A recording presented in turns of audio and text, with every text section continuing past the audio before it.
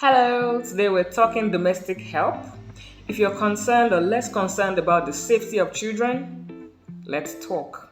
See, nobody said you should not employ domestic help, but the plan you have for that person is what matters. Already, the Lagos state government and some other states' governments frown against child labor and employing anyone below the age of 18. It's a crime looking at the Child Rights Act of 2005. We all have our reasons for wanting a house help or domestic help, but if you're not the one to show sympathy, empathy, if you're impatient and quick to anger, don't even bother because they will test you. Even the children we gave birth to get on our nerves sometimes, let alone someone who's coming from a different background, culture, environment, and all that. That being said, I have a short story from my days of practice at the Child Welfare Unit of the Ministry for Women Affairs in Calabar, Cross River State. You see, a girl was brought in from Shagamu, Ogun State in 2009. So let me give you the backstory, and this is just one of many cases. Apparently, the girl's uncle had taken advantage of the poverty level in the girl's family. The girl was their first child, though, don't forget. He promised the family that he was taking her to Lagos so she could get some education, and he gave the family 5,000 naira, then took the girl to Lagos.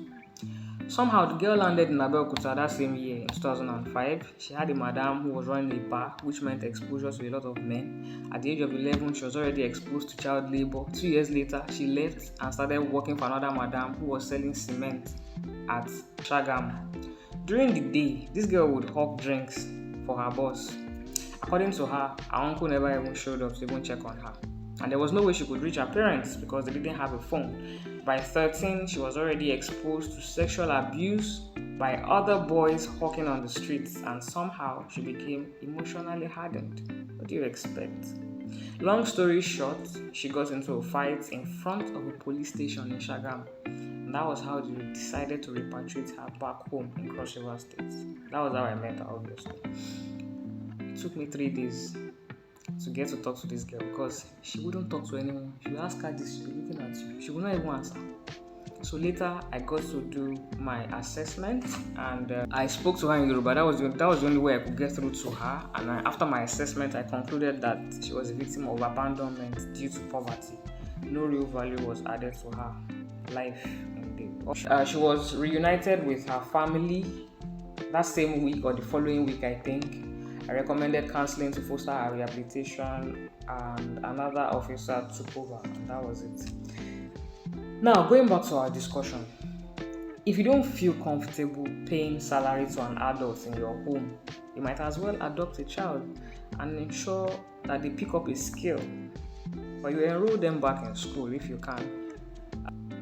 If you can't do the paperwork with the government, have a signed agreement with the parents or legal guardian of such a child while you take full responsibility of this child.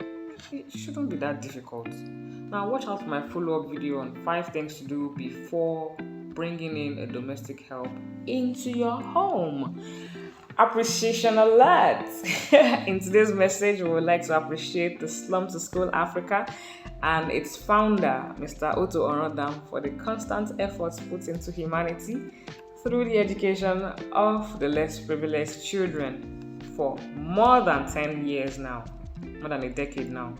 May God continue to bless you and your team for adding great value to this country and beyond. Now, it's a wrap. Don't forget, there's no excuse for child labor or human extortion for that matter. Treat each one as equal and be kind to others. Social worker signs out.